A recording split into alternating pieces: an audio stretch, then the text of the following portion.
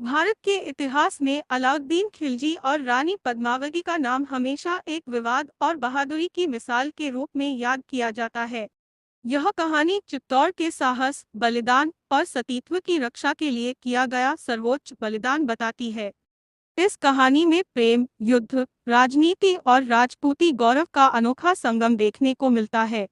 दिल्ली सल्तनत के खिलजी वंश का दूसरा शासक अलाउद्दीन खिलजी 1296-1316 ई भारत का सबसे महत्वाकांक्षी और शक्तिशाली सुल्तान माना जाता है। उसने अपनी महत्वाकांक्षा को पूरा करने के लिए कठोर नीतियां अपनाई। उसका सपना था कि वह भारत पर एक छत्र शासन करे। अलाउद्दीन केवल एक कुशल सेनापति ही नहीं, बल्कि एक चालाक राजनीतिज्ञ भी था। उसकी आंखें हमेशा भारत के समृद्ध राज्यों और उनके खजानों पर टिकी रहती थी। चित्तौड़गढ़ का किला और उसकी प्रसिद्धि भी अलाउद्दीन के लालच का केंद्र बन गए। रानी पद्मावती, जिन्हें पद्मिनी भी कहा जाता है, सिंहल द्वीप आज का श्रीलंका की राजकुमारी थी। वह अपने अद्वितीय सौंदर्य, बुद्धिमत्ता और साहस के लिए जानी जाती थी। पद्मावती का विवाह चित्तौड़ के महाराज रत्न सिंह से हुआ था। वह राजपूती आदर्शों की मूर्ति और अपने सतीत्व व सम्मान के लिए जानी जाती थी।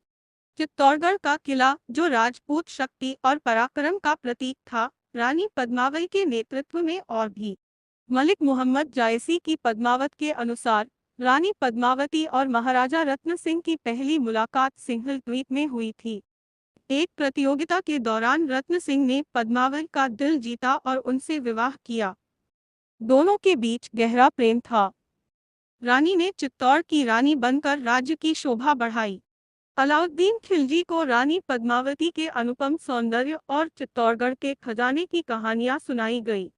यह सुनकर उसने चित्तौड़ पर अधिकार करने और रानी को अपनी रानी बनाने का संकल्प लिया। उसने चित्तौड़ पर आक्रमण की योजना बनाई।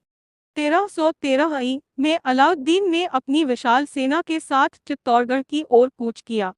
चित्तौड़ पर आक्रमण करने से पहले अलाउद्दीन ने चालाकी से महाराज रत्न सिंह को संदेश भेजा कि वह रानी पद्मावती को एक बार देखना चाहता है। उसने वादा किया कि वह शांति का संदेश लेकर आया है और किसी प्रकार की लड़ाई नहीं होगी। रत्न सिंह ने अपने आदर्शों और मेहमाननवाजी की भावना के कारण अलाउद्दीन को आमंत्रित किया, लेकिन यह खिलजी की चाल थी। रानी पद्मावती ने अलाउद्दीन खिलजी के प्रस्ताव को ठुकरा दिया। यह खिलजी के लिए अशनीय था। उसने चित्तौड़ को घेर लिया और युद्ध की घोषणा की। महीनों तक किले पर आक्रमण चलता रहा। चित्तौड़ के वीर योद्धाओं ने अपनी मातृभूमि की रक्षा के लिए अपने प्राणों की आहुति दी, लेकिन खिलजी की विशाल सेना और संसाधनों के आगे चित्तौड़ की सेना कमजोर पड़ गई। जब चित्तौड़ की हार तय हो गई, तो रानी पद्मावती ने सम्मान और सतीत्व की रक्षा के लिए जौहर करने का निर्णय लिया। जौहर एक ऐसी प्रथा थी जिसमें राजपूत स्त्रियां दुश्मनों के हाथों में पड़ने के बजाय अग्नि में समर्पित हो जाती थी।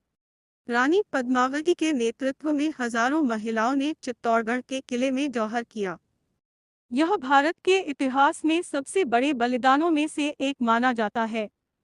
अलाउद्दीन खिलजी चित्तौड़ पर विजय पाने के बाद किले में प्रवेश किया, लेकिन उसे केवल राख और खंडहर ही मिले। वह रानी पद्मावती को कभी भी हासिल नहीं कर सका। उसकी महत्वाकांक्षा अधूरी रह गई। चित्तौड़ की वीरता और रानी पद्मावती का बलिदान आज भी अमर है। मोइट्स निष्कर्ष, रानी पद्मावती और अलाउद्दीन खिलजी की कहानी केवल इतिहास नहीं, बल्कि भारतीय संस्कृति और परंपराओं का प्रतीक है। यह कहानी हमें साहस, बलिदान और आत्मसम्मान की प्रेरणा देती है। हालांकि यह ध्यान रखना महत्वपूर्ण है कि पद्मावत मुख्यतः एक काव्य है और इसका ऐतिहासिक आधार विवादास्पद है, लेकिन यह कहानी आज भी लोकगाथाओं और भारतीय जनमानस में जीवित है।